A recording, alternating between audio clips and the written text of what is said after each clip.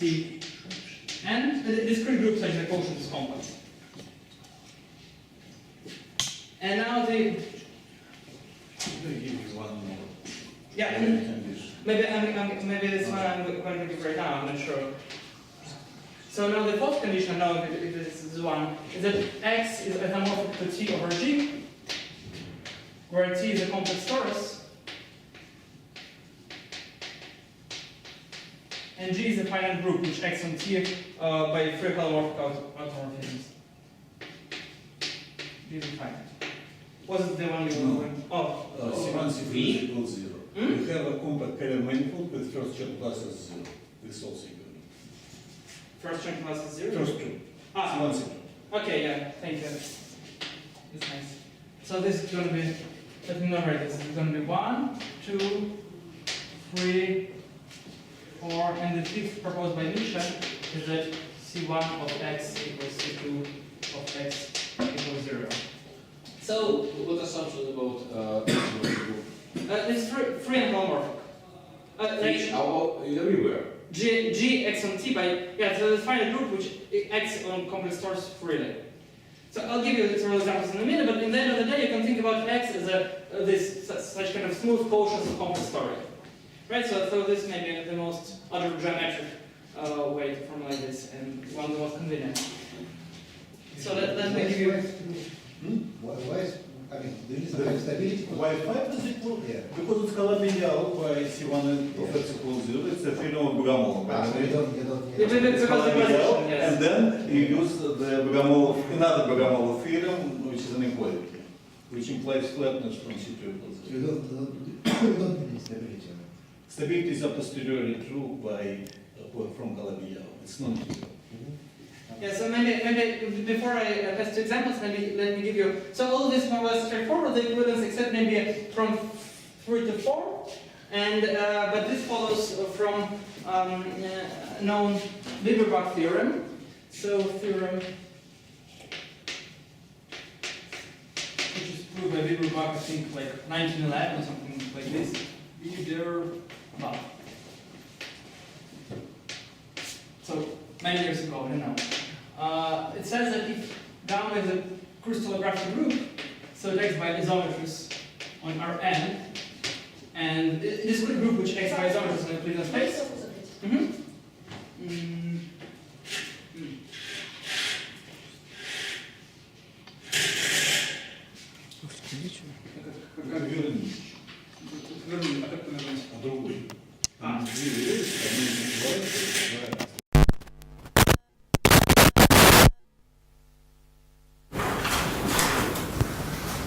Okay, so if gamma is a discrete group, finitely generated, which acts by isometries in Euclidean space, such that the quotient is. Then gamma contains a normal free abelian subgroup of finite index. So there is a short exact sequence that n to gamma G, and G is finite. Could be less than n, right? Could be less than n. Yeah. Oh no. You mean No, it has to be the same n, yeah, that's right. So they have the notion of rank. So it has to be the same n, but here we have two n's.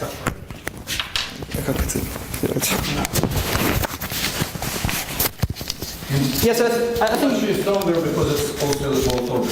So here instead of manifold you can ask for orbital without reaction, and it's still true.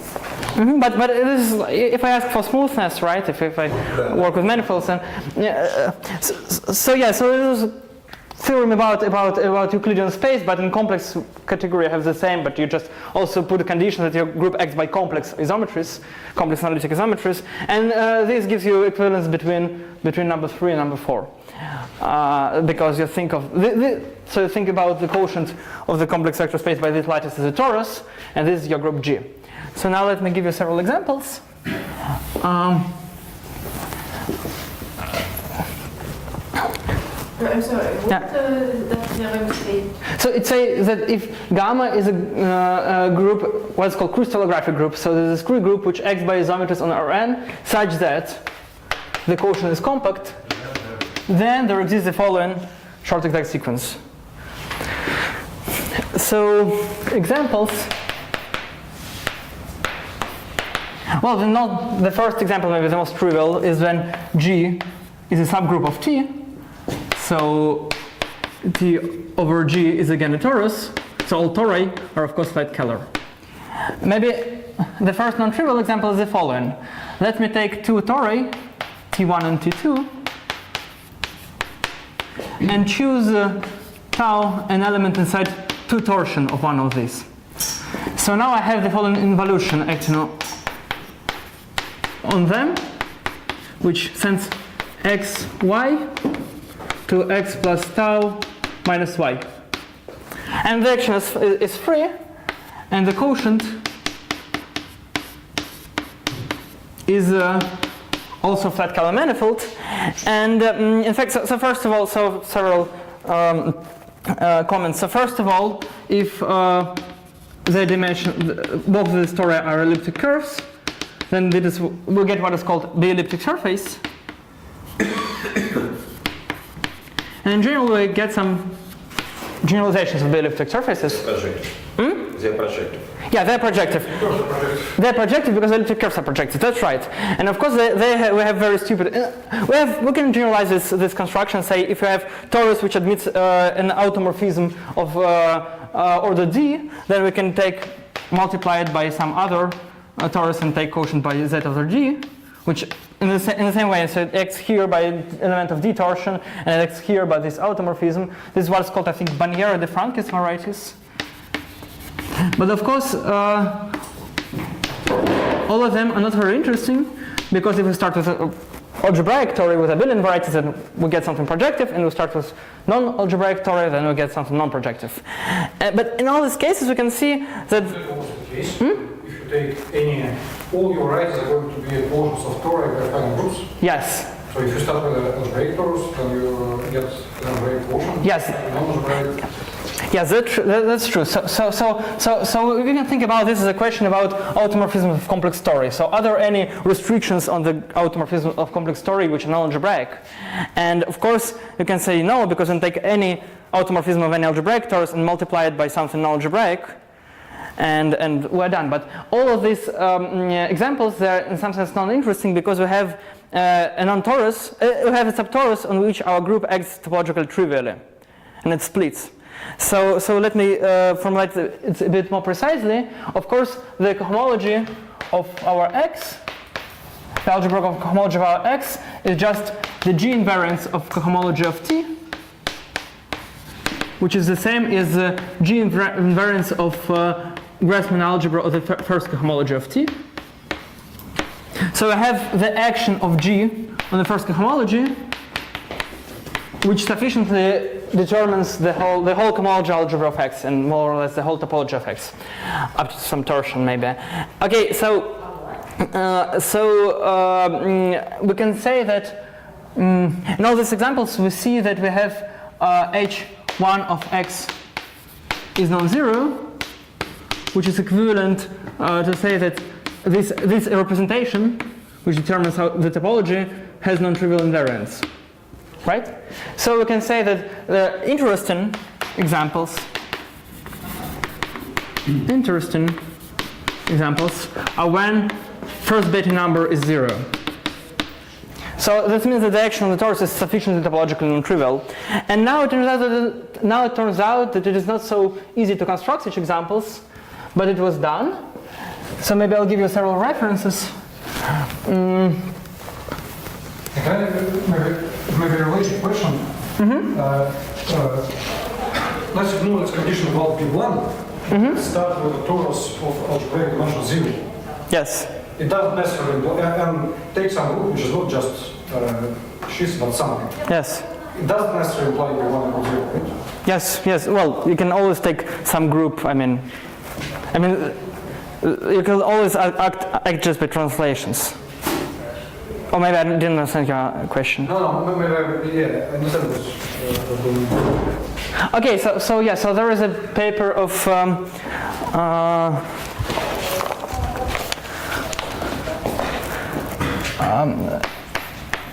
De Kimpe,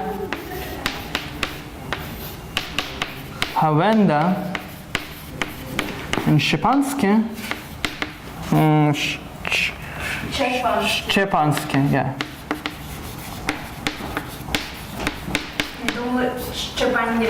Szczepański, yeah, thank you. So this is 2009, and in their paper they consider many examples of these flat Kahler manifolds and computing their Hodge and Beatty numbers, in particular and they give the more or less whole list. Examples with B1, 0?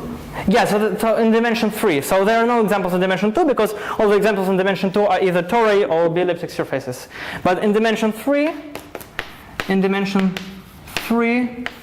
they give examples with B1, 0. And there is also a series of manifolds which are called Hand-Schewend. It also has a very non-trivial spelling. Hand-Schewendete manifolds. So see, for example, Havenda 17. So these are, they exist in every dimension, maybe in every, yes, I think in every dimension, and they have very funny Hodge diamond. It looks like this. So there are two diagonals on which you have binomial coefficients, and all the rest are zeros. So here you have like something like 2n over n. So in particular, we see that in this example, we have b1 equals 0. In this example, we have b1 equals 0. But both in these examples, I didn't write down Hodge diamonds for this. We also have h20 equals 0. Which makes our question again non-interesting because, as I explained in the very beginning, if you have no holomorphic two forms, that you have no, just for Hodge theoretic reasons, you have no non-algebraic deformations. So the first question is how to make this question interesting, and it turns out that there is a rather simple construction which produces you some interesting examples, which we call quaternonic doubles. Quaternonic.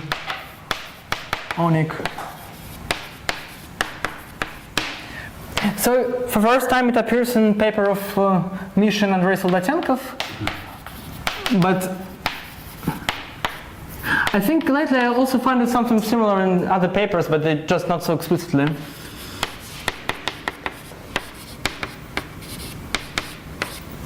And the idea is the following. So we have this flat Kahler manifold X, and we have its cotangent bundle. And we have, flat X is endowed with a flat connection, which is just the Levi-Civita connection or the calorimetric flat connection. And its monodromy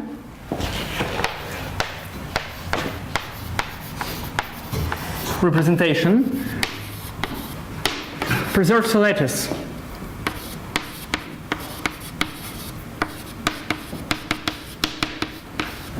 Because in fact, if we take a cotangent, a fiber of cotangent bundle, a cotangent space to some point, we can identify this with first cohomology of our torus, right? So and of course, the first cohomology of our torus with real coefficients, and the action of monodromy here is the same as the action of the group G here. So and here we have, of course, the lattice of integral classes.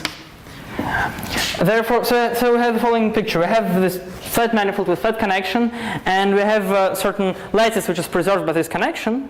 So we can take the total space of the cotangent bundle and take fiberwise quotient by this lattice lambda. So, and what we get is a certain manifold which we'll call X plus. So this X plus, this projects to X. Right, so I have a picture like this. Sorry. Yeah, right, so I have cotangent bundle, which projects to X, and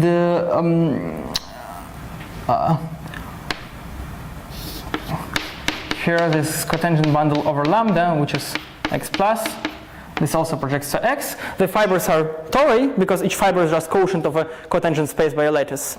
And so first of all, of course, this is again flat Kahler, right? So X plus is flat Kahler. H0 of X plus omega 2 is non-vanishing because on the cotangent bundle we have the holomorphic symplectic form which descends to X plus.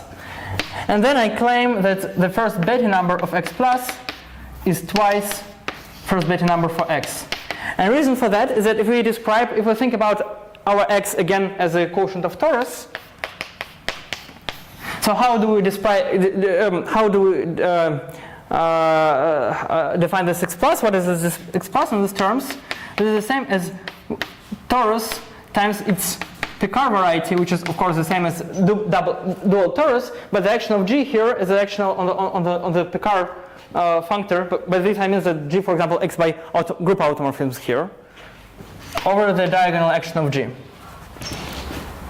So here Gx is acted, and here G acts by the action induced on the Picard variety. And yeah, which is the same as T times T dual over G. So yeah, so we see that, at least we see that the first cohomology of this thing is the same as two copies, or maybe first homology of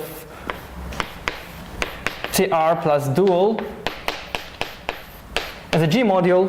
In any case, this is sum of the same representation and dual representation, so the space of invariance is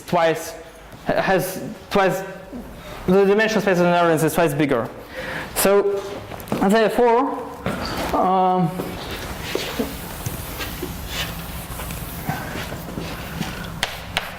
therefore, if we start with any X with B1 equals 0 and apply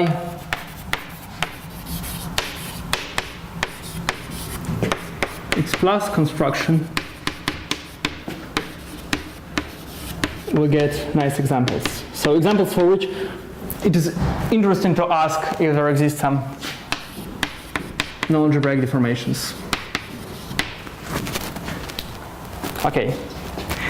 So any questions so far? Okay, so now maybe I'm ready to move to the main theorem.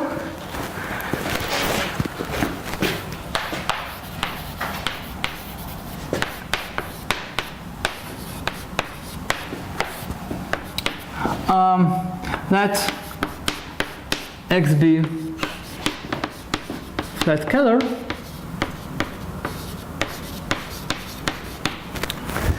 and assume that X has non-zero space of holomorphic two forms. Then there exists a complex manifold curl X which projects to CP1 such that first of all the zero fiber is isomorphic to X, all the fibers are flat Kahler, and the most important, if we take the set, or maybe, okay, so the set of T such that XT is projective, is at most countable. So how should I write? Like this maybe? Okay? So this means that this condition which I formulated in the very beginning, that we need to have some holomorphic two forms in order to obtain non-algebraic deformations. In this case this is sufficient. And of course I would like to point out that in general case it's not true, because you can take, say, surface of general type. You have a lot of holomorphic two forms there, but no non-algebraic deformations. And maybe some of the audience can guess that this theorem is very similar to the theorem for hyperkahler manifolds. So for hyperkahler manifolds, Kostya asked me that for every hyperkahler manifold there is a non-algebraic deformation. The reason is that for hyperkahler manifolds there is the construction of twistor family of the CP1, which satisfies the following property. So and of course this gives you the intuition of what's going on. This is very similar to this twistor construction. So maybe let me recall you. Should I recall about the twistor family? Or is everybody familiar with the concept of? Okay, so maybe just a couple of words. So if you have a hyperkahler case. Can you please remind what's hyperkahler? Yeah. Just a second. I'll start with it. So what is in hyperkahler manifold?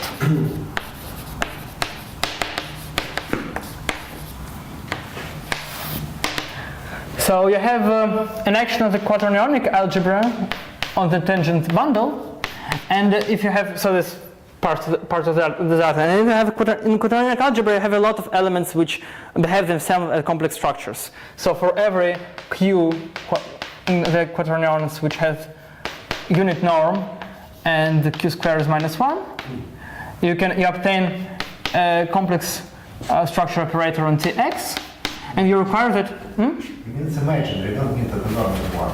Norm is 1, right? I think if you fix, so you have imaginarity, norm is 1. Norm is 1 means, well, there's equivalent, but norm is not necessary because it means it's orthogonal, right? So you have this complex structure operator, and you require that for some metric G, for G on X, all of them. So first of all, we call that all of them are integrable complex structure, and for some metric G on X, all IQ are Kahler with respect to G. So I have one metric and a whole bunch of complex structures which are parameterized by. The set of like this, they form a two-dimensional sphere. So they're parameterized by two-dimensional sphere. And but you can also take just 3 of them, as usually people do, I, J, K, which satisfy quaternionic relations.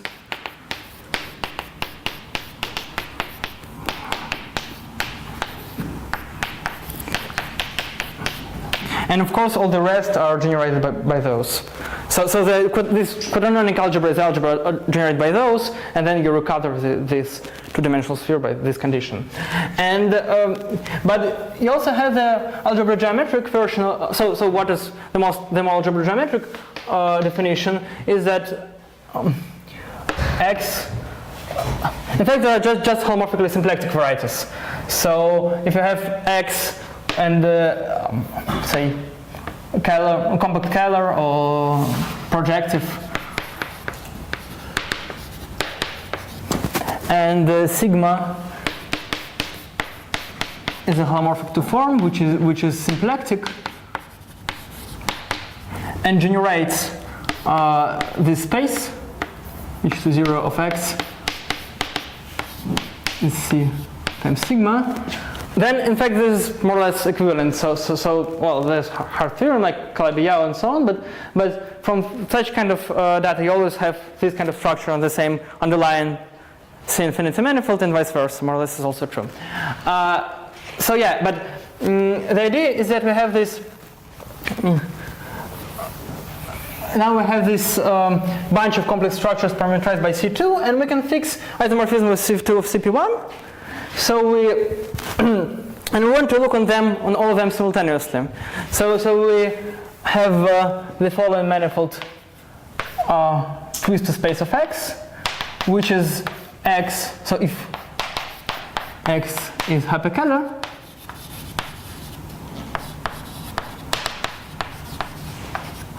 which is X times CP1, which we identified with S2, and but just as a C-infinity manifold,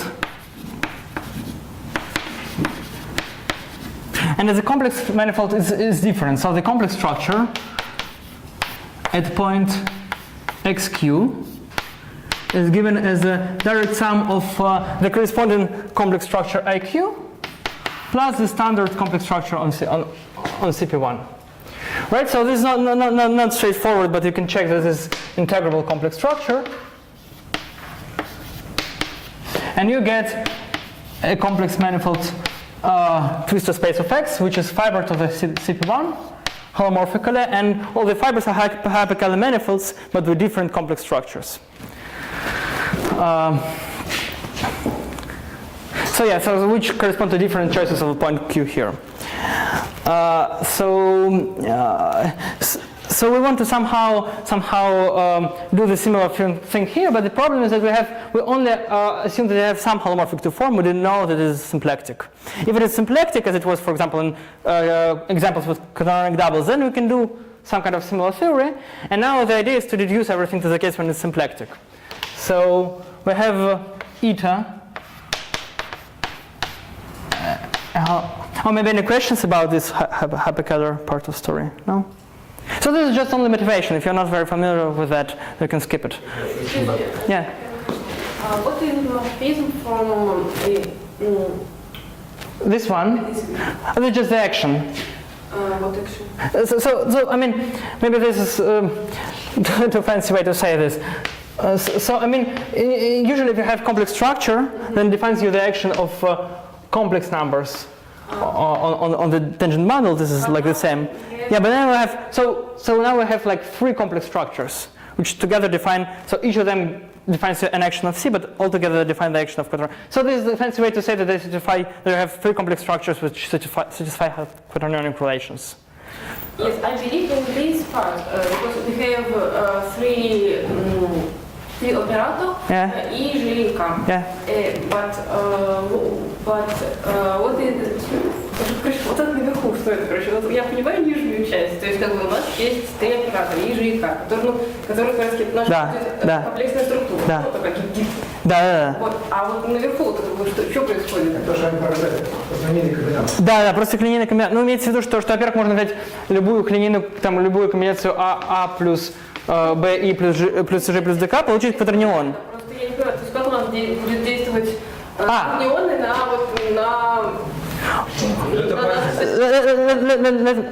ну как? Ну кватернион это там А плюс БИ плюс СЖ плюс ДК. Ну так будет действовать А плюс БИ плюс СЖ плюс ДК. Все понятно. Вопрос нет. Ну, соответственно, когда сумма координат равна единице, когда А равно нулю, а b c в квадрате равна единице, мы получаем вот это вот.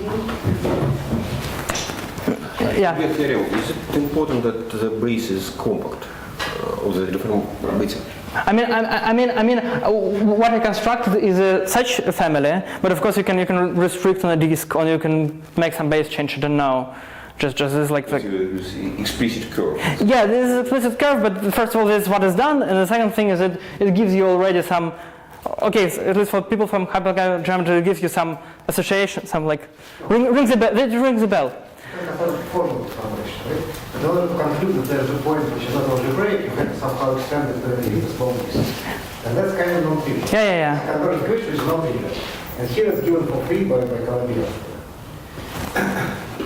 Well, here even Calabi-Yau theorem is for free because everything is flat.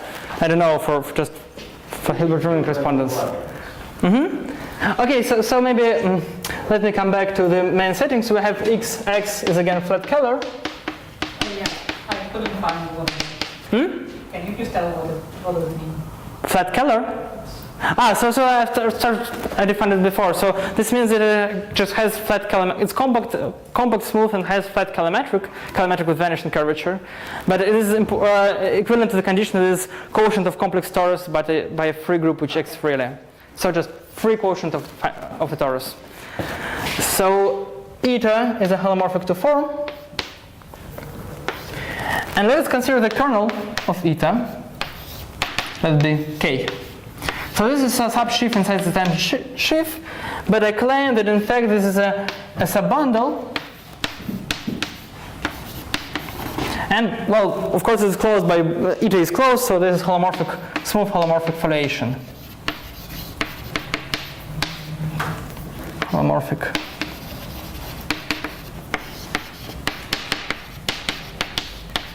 And the reason for that is that we have this map from T to X. T is a torus.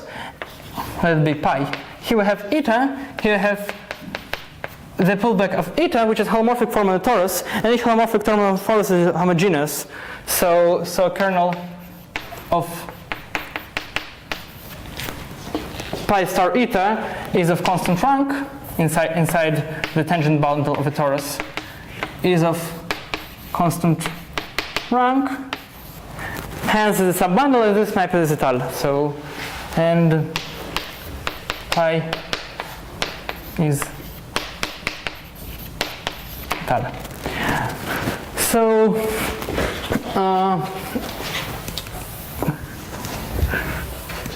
now I claim the following proposition.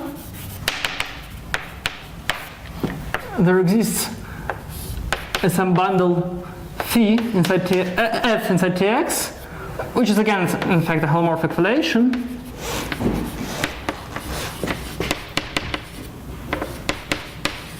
Which is a direct sum, direct complement. So Tx is direct sum of k plus f. And of course this means that the restriction of our form on f is non-degenerate.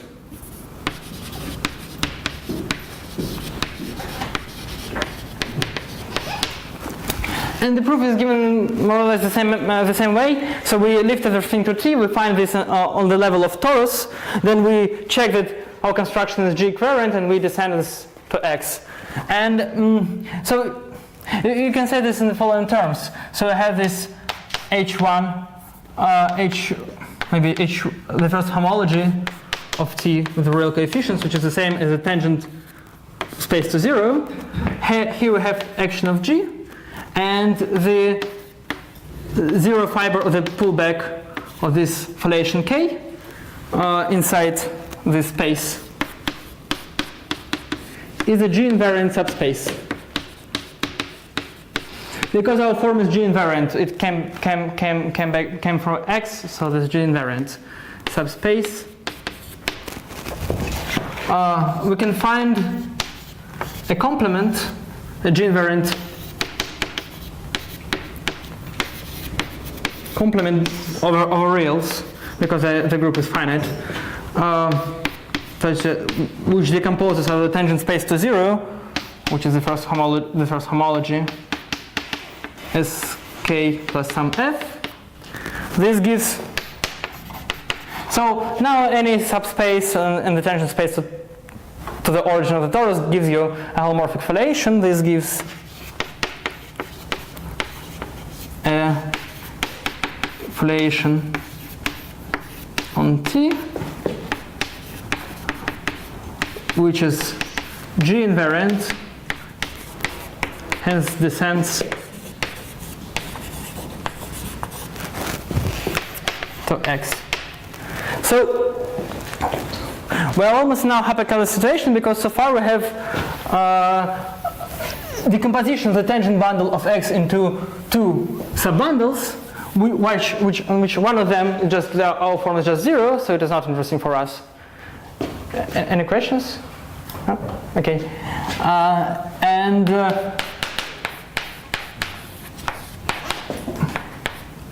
the second one, and on the second one, eta is symplectic.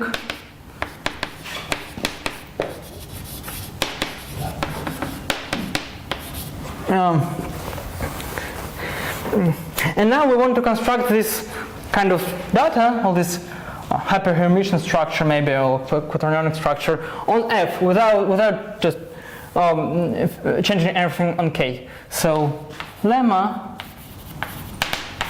there exists. So what is the best way to formulate this? Maybe I'll.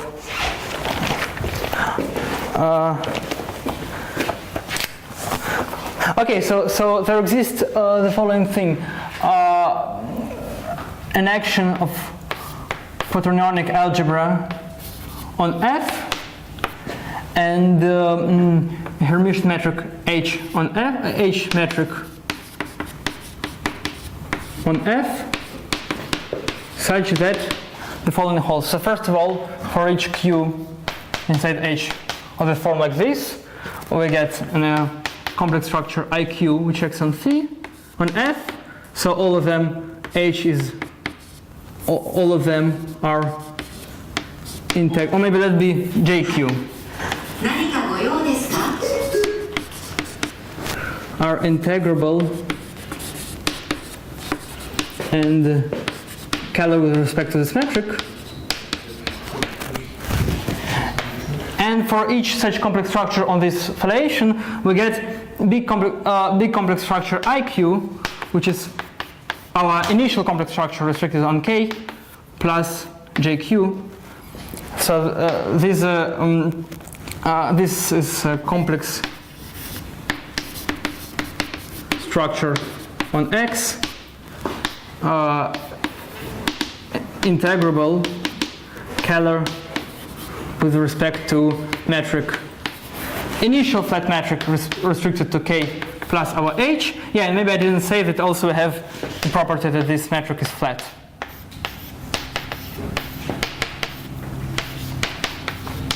So we construct the whole type of geometric data on this foliation F and take direct sum with it and just the initial Kahler structure on the kernel of our form. And the reason why we can do this is the following. So it consists of the proof consists of two steps. The first step is that it is sufficient to, first step. So the first step is that there is a flat, torsion-free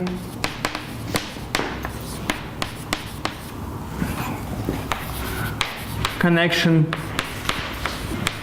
on our torus T, just because T is a complex Lie group, and it has a flat connection. It has a trivialization of tangent bundle, and because it is commutative, the connection is torsion-free, and it descends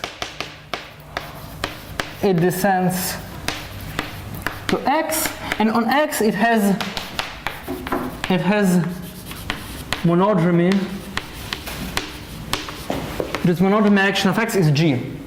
So maybe a bit more precisely, if we take any, so we have this T which projects to X. Here we have the origin which maps to some point X small, and here we have the tangent bundle, the tangent space to the origin, which is isomorphically maps to the tangent space to X. And here we have the monodromy action of this connection G, which has no monodromy upstairs on the torus. And here, and it is the same as the action of the first homology of T here. So again, essentially this means that if you have any kind of, so if we look on one space, on one tangent space, we have this subbundle, and we have subspace which is defined by K. We have subspace which is defined by F, and if we construct such type of geometric data on one vector space, then we can extend, which is G equivalent with respect to some action of G, naturally defined, then we can extend it to the whole X. And because the connection is torsion-free and flat, we have all integrability conditions and closeness conditions are automatically satisfied. So we have, I mean, what is, for example, complex structure? This is linear algebraic data, so which is a operator of complex structure, plus some differential data, which is the integrability condition. But if you have your almost complex structure which is preserved by flat connection with no torsion, then it is automatically integrable. So this is the first step, is to see that it is sufficient, everything can be reduced to linear algebra, and the second step is a linear algebra statement,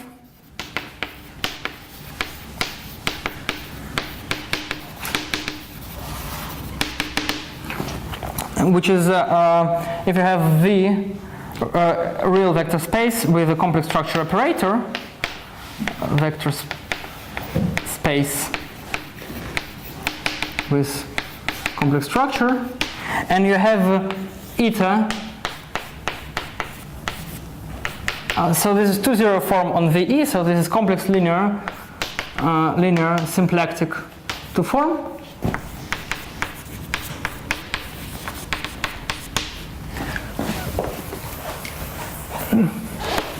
And you have the action on G of G, which is finite group by complex automorphisms of V, which preserves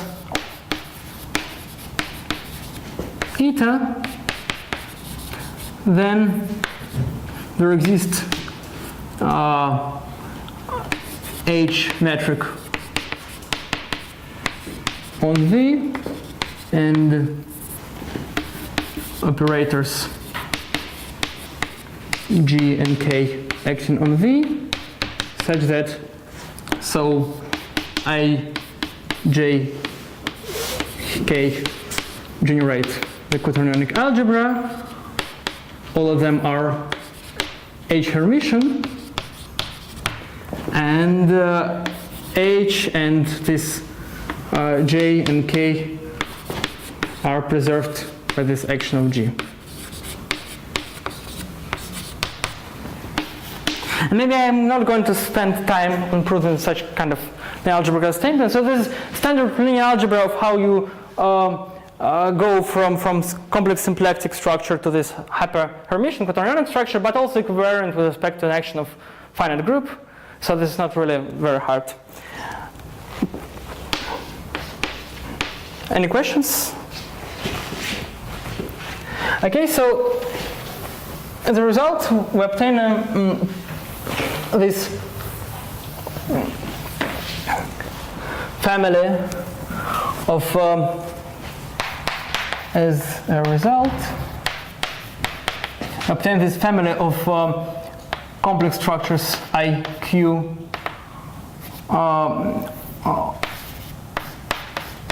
on X, which is complex structures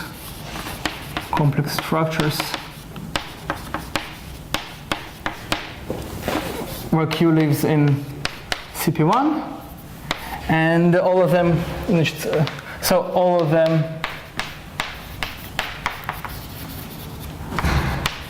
are Kahler with respect to the same flat G and integrable, and we have all of them are just constant with respect to one filiation K, and with respect to the filiation they generate this quaternionic algebra.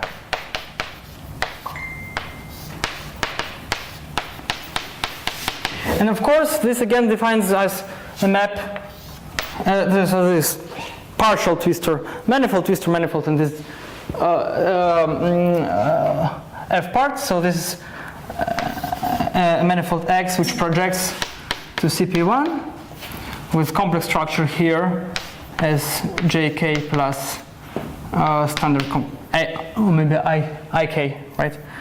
IK plus standard complex structure on CP1, and this is again integrable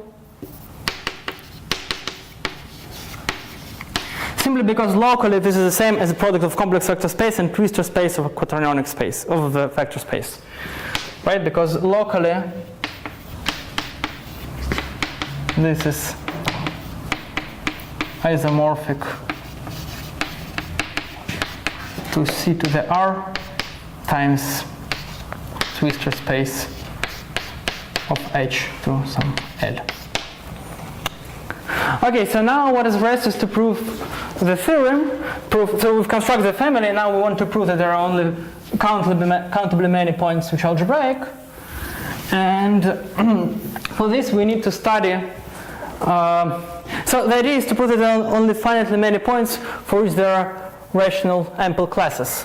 If we have any class alpha in the second homology of X, we can define the locus R alpha inside CP1, which is the set of points Q such that H alpha is a 1-1 type inside XQ.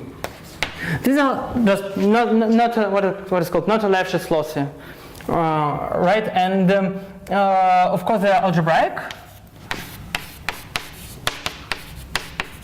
subsets.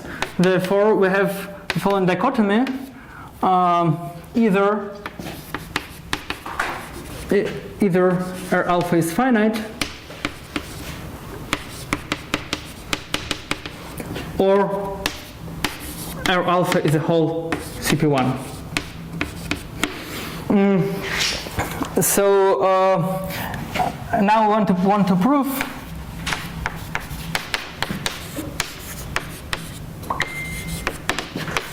if R alpha is CP1, then alpha is not an ample class for any Q, for any xq. So we have ample classes for some members of our family, but it has such a property that if some class is ample, then under any sufficiently small deformation, it's just not of one type anymore. So it is even not a Hodge cycle. Excuse me, ample class, what is it? It's something from ample sheaf? Yeah. Thank you. So that is alpha is a class of an ample, a homology class, a first term class, maybe C1 of L, where L is ample sheaf.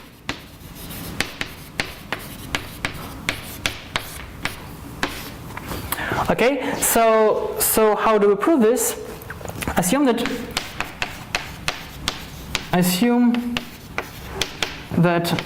alpha is a class of D,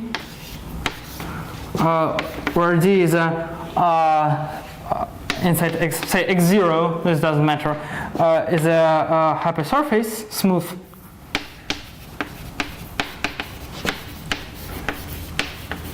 hypersurface, holomorphic, of course. Then the first step is to show that, in fact, it is holomorphic for all other complex structures.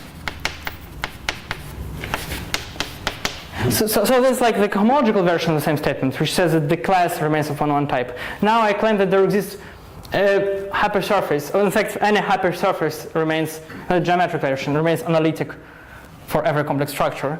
And for this we'll need one more ingredient, which is the action of the group SQ2. So we have this bunch of complex structures IQ, which acts on Tx. So and altogether, so let's consider just the action on the foliation F on which they generate the quaternionic algebra.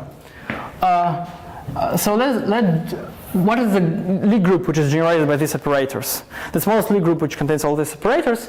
It turns out that this is precisely SQ2. This is just a property of quaternionic algebra. So they generate the action of SQ2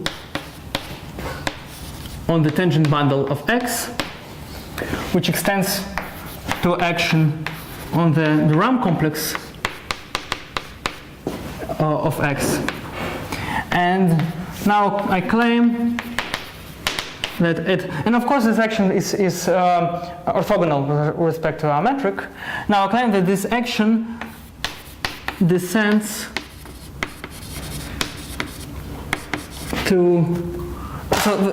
this descends to action on the cohomology algebra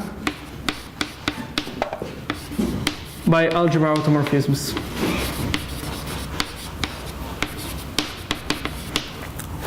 And the reason for that is that, okay, so again we can do everything upstairs in the level of the torus, and on the level of the torus we have just the harmonic forms, which is the same as parallel, so homogeneous, preserved by this connection. So it preserves harmonic forms on T, and we are so lucky that this is a subalgebra, so they have some kind of formality on the torus, right? There's a subalgebra inside this inside the RAM complex, and therefore it descends to the action of the cohomology of T.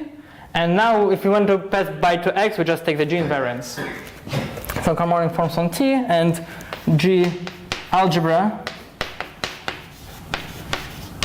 of G invariant harmonic forms on T is isomorphic. So this thing is isomorphic as DJ algebra, by the way, to the cohomology algebra of X. So why do we need this? This means because so we can, of course, yes, why do we need this is because I have the following characterization, which is I think called Wirtinger-Federer, Wirtinger-Federer inequality. It says that if I have any submanifold inside compact Kahler manifold, just smooth C infinity submanifold, then first of all, its volume with respect to the simplex, the Kahler form is not bigger than the Riemannian volume of Z, and the equality holds if and only if Z is holomorphic, complex analytic. So we can describe the condition for a smooth hypersurface inside X to be complex analytic in terms of its intersection with Kahler form if we fix the metric. There's a coefficient. Which is like n factorial here, n factorial here, I don't know. No, not like this. K factorial under the symplectic form. Yeah. Like this. Okay, thank you. So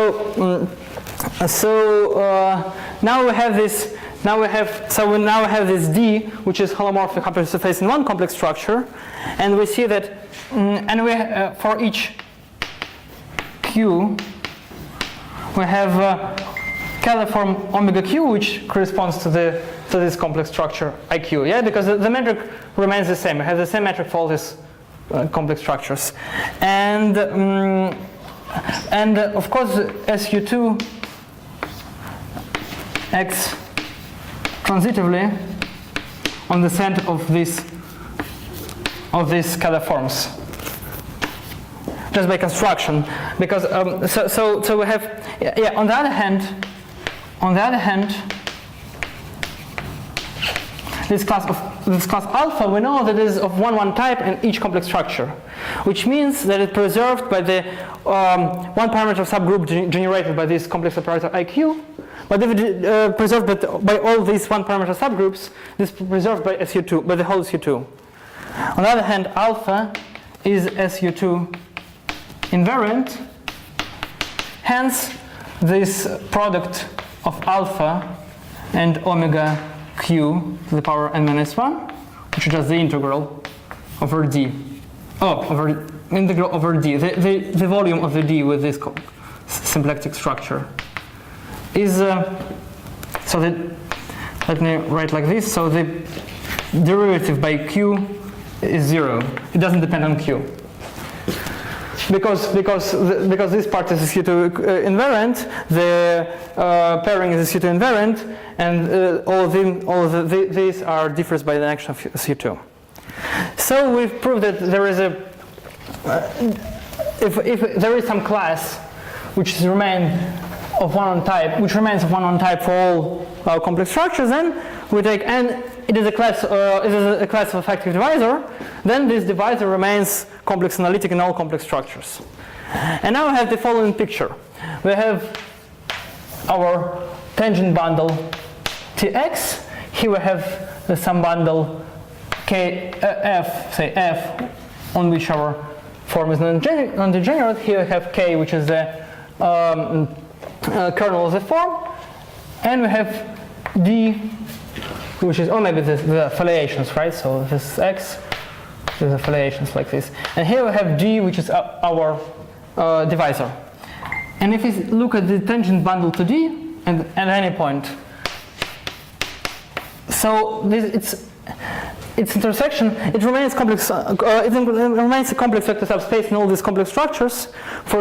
In particular, its intersection with the fiber of F inside Fz is a quaternionic submodule. Hence, of complex its complex dimension. So for dimension reasons, I want to say that it's precisely F. The D is tangent to this filiation F. Because of the quaternionic submodel, its complex codimension is even. Yeah, thank you. Is even. But on the other hand, this is hypersurface. So this is possible only if F and D is tangent to F. But now this is not possible, so we come to a contradiction, because if we take the preimage of our D in torus, we'll see that this is a divisor tangent to a flat filiation, hence just a subtorus. Therefore, it cannot be ample. Its self-intersection is 0, and by projection formula we deduce that D cannot be ample. So this means that we have some classes which remain of Hodge type on the whole deformations, but they are tangent to this filiation in F, and they cannot be too positive. And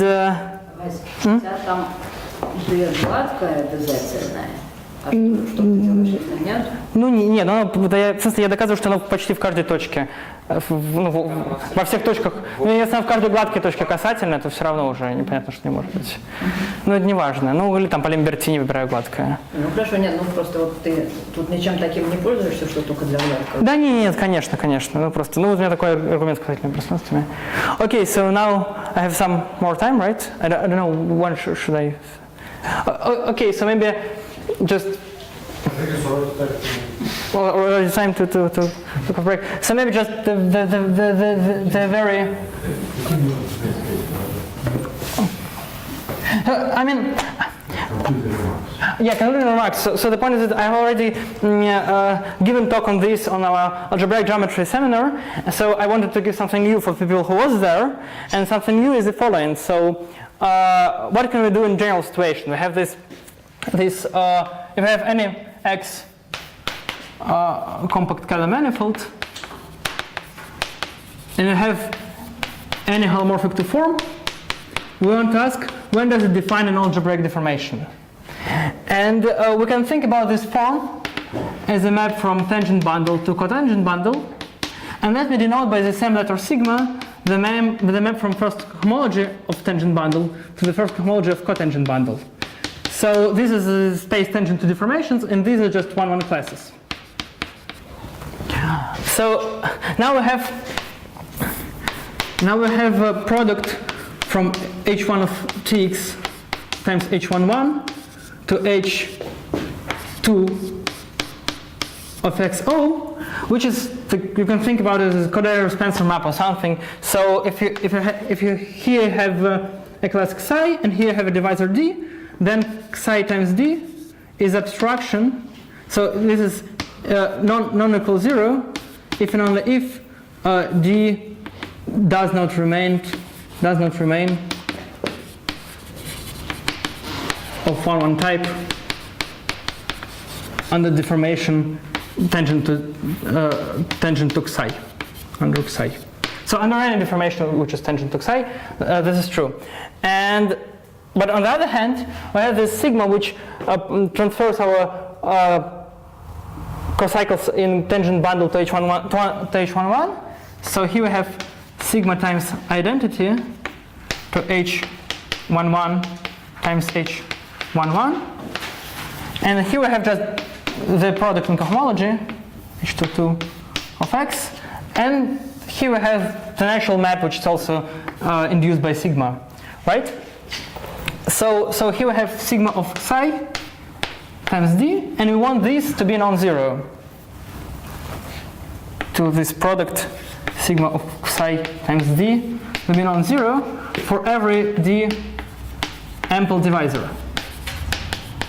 And if you find such xi, then this is a good candidate to be a vector tangent to non-algebraic deformation, because if you think about our base, if xi is tangent to any real, actual deformation, then if we look in our base, right, we have, so in our base we have these not-Lefschetz loci, which are countable union of hypersurfaces, but this means that our psi is not tangent to any of them. Therefore, for small deformation enough, we'll get non-algebraic members which have no ample divisors. Therefore, it is condition to assume. So the conclusion is if there exists psi tangent, first of all, tangent to an actual deformation, and such that sigma of psi is numerically effective, then this deformation is non-algebraic.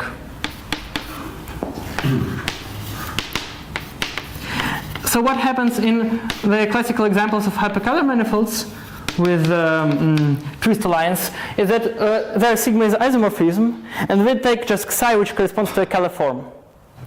And this is the twistor deformation which corresponds to this Kahler metric, to the only Ricci flat Kahler metric in this Kahler class.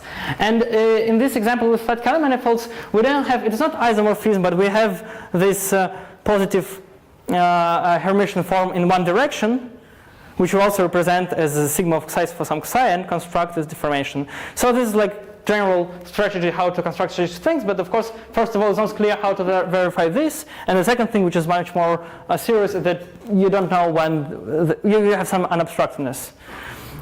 So maybe that's all. Thank you. Any questions?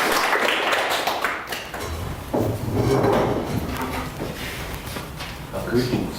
Yeah. So I'm confused about the third item of your statement. So did you mean to say that there are at most countably many fibers which are projective? Yeah, at most. So yeah, I've just skipped this a little bit. So yeah, we know that the fibers which are projective, so what we need to talk out, for each class which can be ample, for each rational class which can be ample for at least one guy, yeah, there are not more than countably many of them, because they're inside H2 of XQ. We have only finitely many points where it is really of one type. So we take off countable. Only two. Only two. I and minus I. It doesn't matter. Yeah, I don't know. Well, yeah. Okay. Yeah, only two in fact. But we take off countable union of finite sets. So yeah, but I think they're like more or less dense in analytic topologies, or like rational points in CP1, something like this. But there is also one more question which is not clear, is about algebraic dimensions. I'm not sure if I can prove that any algebraic dimension can be realized, and well, this is a bit delicate question. So yeah, thank you. Any more questions? Okay, thank you. I thought it was a good test. Greek